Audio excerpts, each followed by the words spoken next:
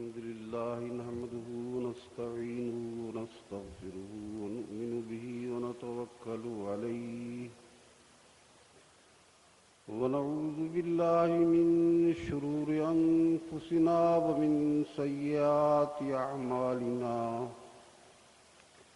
من يهده الله فلا مضل له ومن يضلله فلا هادي له ونشهد أن لا إله إلا الله وحده لا شريك له ونشهد أن سيدنا ونبينا ومولانا محمدا عبده ورسوله صلى الله تعالى عليه وعلى آله وأصحابه وبارك وسلم تسليما كثيرا كثيرا. أما بعد فأعوذ بالله من الشيطان الرجيم. بسم الله الرحمن الرحيم.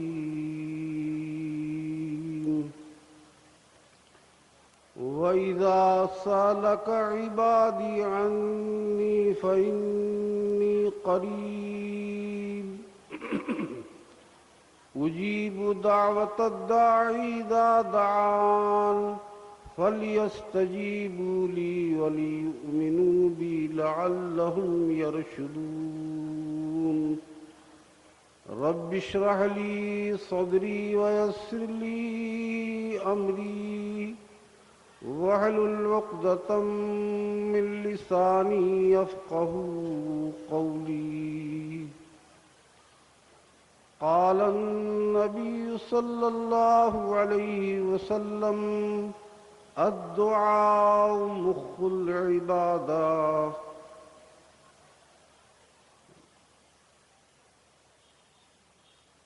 علماء کرام اور بزرگوں دوستوں، وقت کافی ہو چکا ہے، اس لیے چند باتیں دعا ہی کے سلسلے میں عرض کیے دیتا ہوں.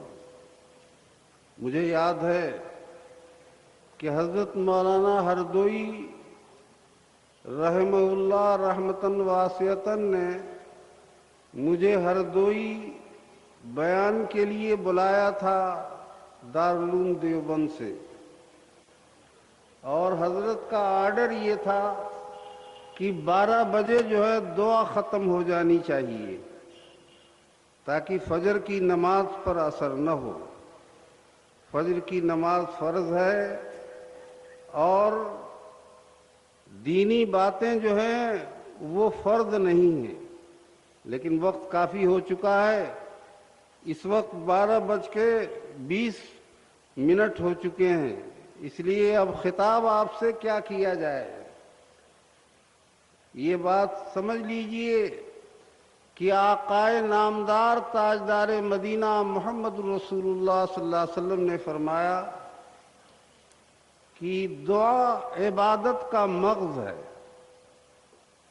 عبادت کا لب لباب اور خلاصہ ہے دعا. آپ اگر عبادت دنیا کے لیے کریں گے تو عبادت مقبول نہیں ہوگی، لیکن دعا آپ دین کے لیے بھی مانگ سکتے ہیں اور دنیا کی اچھائی کے لیے بھی مانگ سکتے ہیں. لیکن حدیث میں فرمایا گیا کہ دعا مانگو عجلت نہ کرو، کہ اللہ میاں دعا مانگتا ہوں دعا قبول نہیں ہوتی. دعا قبول ہوتی ہے اگر اس کے حق میں وہی مانگی ہوئی مراد مناسب ہے تو اللہ وہ مراد پوری کر دیتے ہیں. ورنہ کوئی مصیبت آنے والی ہوتی ہے وہ مصیبت دور کر دی جاتی ہے میرے دوستو. اور اگر یہ بھی نہ ہو تو اس کے لیے ایک درجہ بلند کیا جاتا ہے آخرت کے اندر. تو دعا کبھی رد نہیں ہوتی، دعا جو ہے قبول ہی ہوتی. اس لیے ہمارے شیخ اول حضرت شاہ وسیع اللہ خان صاحب رحمۃ اللہ علیہ فرمایا کرتے تھے کہ آدمی کو چاہیے کہ 24 گھنٹے کے اندر کوئی وقت متعین کرے اور تنہائی کے اندر اللہ سے گڑ گڑا کر دعا مانگے۔ امن یجیب المضطر اذا دعا، پریشان حال جب اپنے رب سے دعائیں مانگتا ہے تو کون قبول کرتا ہے سوائے اللہ کے؟ تو آپ ذرا قاعدے سے دعا مانگیے۔ کسی شاعر نے کہا اس کے الطاف تو ہیں عام شہیدی سب پر، اللہ کی مہربانیاں عام ہیں، اس کے الطاف تو ہیں عام شہیدی سب پر، تجھ سے کیا ضد تھی اگر تو کسی قابل ہوتا۔ مجھے واقعہ یاد آیا کہ نظام الدین کے اندر حضرت مولانا الیاس صاحب نور اللہ مرقدو بانی تبلیغ تشریف فرما ہیں۔ حضرت مولانا گنگوہی رحمۃ اللہ علیہ کے تربیت یافتہ ہیں۔ حضرت مولانا خلیل احمد سہارنپوری رحمۃ اللہ علیہ کے خلیفہ ہیں۔ حضرت نے ایک فرمایا سالکین اور واردین اور صادرین موجود ہیں کہ علامہ اقبال کی مغفرت ہو گئی۔ لوگوں نے کہا کہ حضرت کیسے، کیا بات ہوئی؟ فرمایا کہ اقبال نے انتقال سے پہلے ایک ربائی کہی تھی، اے غنی از ہر دو عالم من فقیر، عذرہائے روز محشر من پذیر۔ اے اللہ آپ تو بے نیاز ہیں، دونوں جہان سے بے نیاز ہیں، ہم عبادت جو کرتے ہیں اس کا فائدہ ہمیں ہوتا ہے، اللہ کو کچھ نہیں ہوتا، الٹے ہی اللہ ثواب عنایت فرماتے ہیں۔ تو اے اللہ آپ بے نیاز ہیں دو جہاں سے، اور میں فقیر اور محتاج ہوں۔ واللہ هو الغنی وانتم الفقراء، قرآن کہتا ہے کہ اللہ بے نیاز ہیں اور تم سب محتاج ہو۔ تو اقبال کہتا ہے کہ اللہ آپ بے نیاز ہیں اور میں محتاج ہوں، میری ایک درخواست ہے کہ قیامت کے دن جب گناہوں کا میں عذر پیش کروں، معذرت کروں، تو اللہ قبول کر لیجئے گا۔ اللہ کے یہاں کیا ہے، وہ چاہیں تو برائیوں کو اچھائیوں سے لکھ دے میرے دوستو۔ شاعر نے کہا ہے چاہیں تو گناہوں کو وہ حسن عمل لکھ دیں، اپنی ہے کتاب ان کی اپنا ہے حساب ان کا۔ اب آپ کہیں گے یہ شاعرانہ بات ہے، شاعرانہ نہیں، قرآن کہتا ہے اولئک یبدل اللہ سیئاتہم حسنات۔ ایک آدمی برائی کرنے جا رہا ہے اور راستے میں خوف خدا پیدا ہوا اور برائی سے ہٹ جاتا ہے، اللہ فرماتے ہیں کہ اے کرامن کاتبین، برائی کی جگہ نیکی اس کے نام اعمال میں لکھو، میرے خوف کی وجہ سے یہ برائی سے بچ گیا۔ تو چاہیں تو گناہوں کو وہ حسن عمل لکھ دیں، اپنی ہے کتاب ان کی اپنا ہے۔ اور اقبال دوسرے شعر میں یہ کہتا ہے تو اگر دانی حسابم ناگزیر، از نگاہ مصطفیٰ پنہا بگیر۔ لیکن اے اللہ اگر میری یہ درخواست قبول نہیں ہے تو ایک دوسری درخواست آپ قبول فرما ہی لیجئے کہ میرے گناہوں کا کچا چٹھا، میری برائیاں تشت از بام کی جائیں، تو یہ جناب رسول اللہ صلی اللہ علیہ وسلم کے سامنے میری برائیاں تشتزبام نہ کی جائیں۔ مجھے جہنم گوارا ہے، لیکن یہ تکلیف گوارا نہیں حضور کی کہ حضور کو تکلیف ہوگی میرا امتی اور اتنا گنہگار۔ تو جب اقبال کا انتقال ہوا تو روح جاتی ہے اللہ کے سامنے۔ اللہ نے فرمایا فرشتوں میں نے اسے معاف کیا، اسے جہنم گوارا ہے، لیکن میرے حبیب جناب رسول اللہ صلی اللہ علیہ وسلم کی ادنا تکلیف گوارا نہیں۔ تو میرے بزرگوں یہ دعا مانگی تھی، تو اگر ہم بھی دعا مانگتے رہیں گے تو انشاءاللہ اللہ ہماری برائیوں کو نیکیوں سے بدل دیں گے۔ تو ایک تو یہ کہ عجلت نہ کرے، دوسری بات یہ کہ گناہ کی دعا نہ مانگے، رشتہ داری توڑنے کی دعا نہ مانگے۔ بعض لوگ ذرا سی بات ہوتی ہے کیا رشتہ داری توڑنے کی بات کرتے، رشتہ داریوں کا خیال کرنا چاہیے۔ حدیث میں آتا ہے کہ ایک صدقہ غیر کو دیا جائے اور ایک صدقہ اپنے رشتہ دار کو دیا جائے جو غریب ہے تو دوہرا ثواب ملے گا۔ تو یہ دعا کے آداب میں، دعا کے آداب میں یہ بھی ہے کہ میرے دوستو، آدمی آقا نامدار تاجدار مدینہ محمد الرسول اللہ صلی اللہ علیہ وسلم پر درود پاک بھیجے، صلاۃ و سلام بھیجے، دعا معلق رہتی ہے جب تک حضور صلی اللہ علیہ وسلم پر درود نہ بھیجا جائے۔ تو میرے بزرگوں دوستو ہمیں لگا رہنا چاہیے جلوت و خلوت کے اندر، اور ہر وقت جو ہے اللہ سے دعا جو ہے مانگتے رہنا چاہیے، گھبرانا نہیں چاہیے۔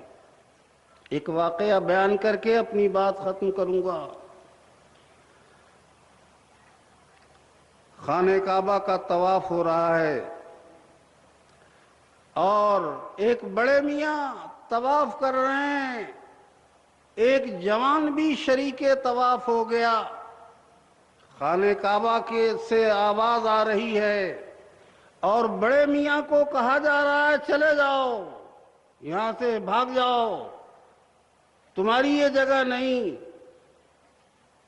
جوان نے سنا، کہا بڑے میاں رب کعبہ کی طرف سے آپ کو بھگایا جا رہا ہے، آپ کو دھتکارا جا رہا ہے اور آپ طواف کرتے چلے جا رہے ہیں۔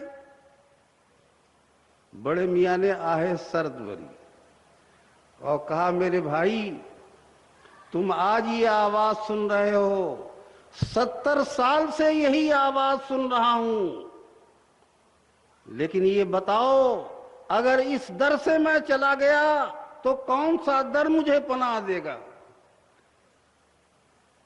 بس اللہ معشوق حقیقی ہیں، کبھی نخرے بھی کرتے ہیں، نخرے تھے اللہ کے۔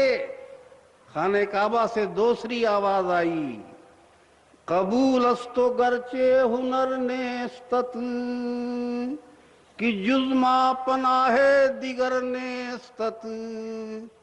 تمہاری ہر عبادت قبول ہے، تمہاری ہر نیکی قبول ہے، اس لیے کہ تمہیں یہ یقین ہے کہ ہمیں دیں گے تو اللہ ہی دیں گے۔ تو میرے بزرگوں دوستو عزم کے ساتھ، جزم کے ساتھ، یقین کے ساتھ دعا مانگیے، دینے والا اللہ ہے۔ ان الفاظ کے ساتھ میں اپنی بات ختم کرتا ہوں۔ اللہ تعالی ہم سب کو صحیح طریقے پر دعا مانگنے کی توفیق عنایت فرمائے۔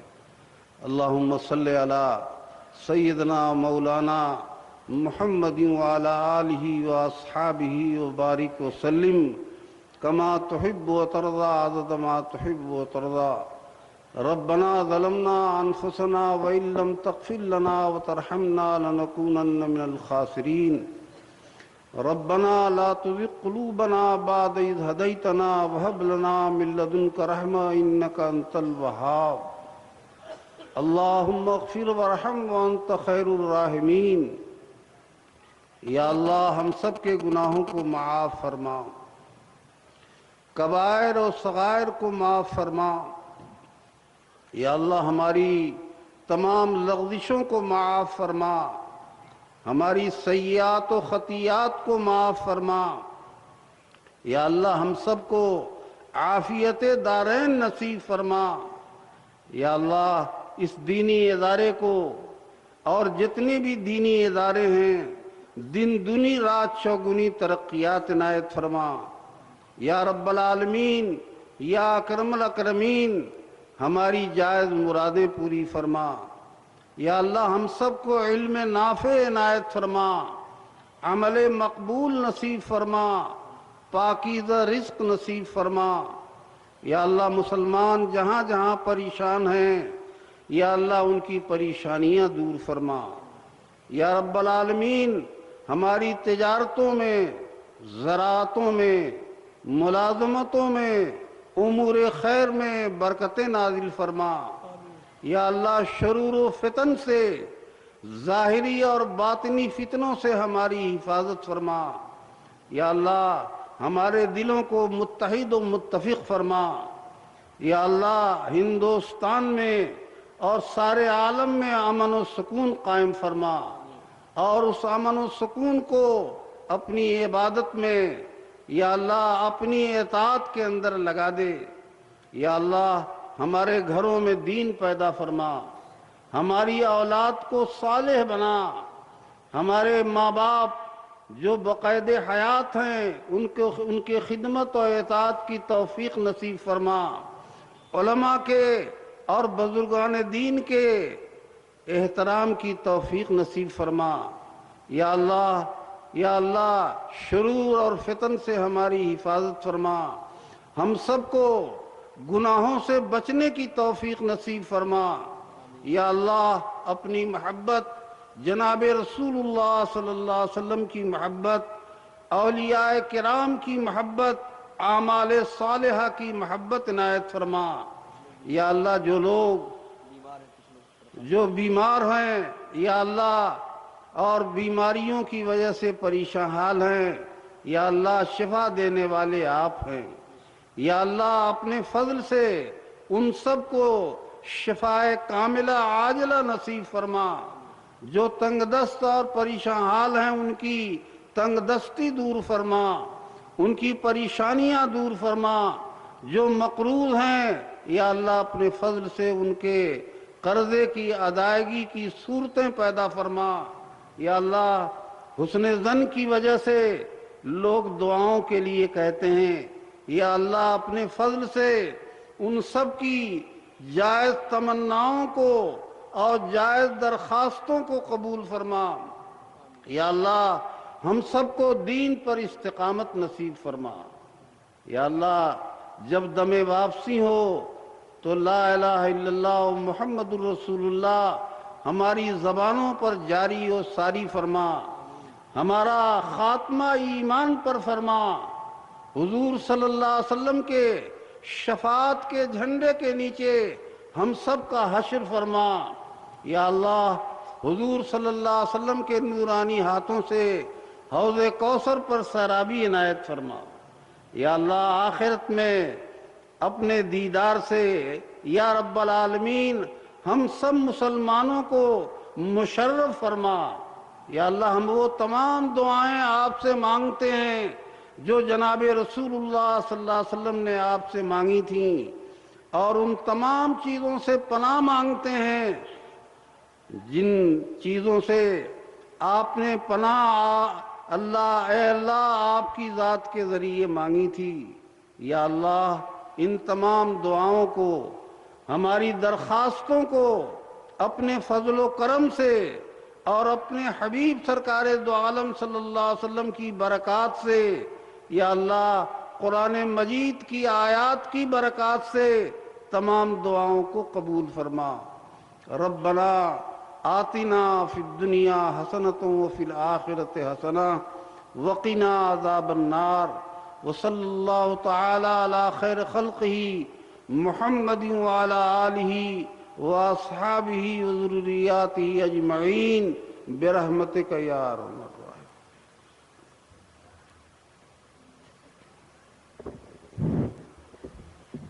انشاءاللہ فجر کی نماز مسجد میں 5:50 پر ہوگی. 5:10 پہ اذان ہوگی, 5:50 پہ نماز ہوگی, اور عیدگاہ میں 6 بجے نماز ہوگی.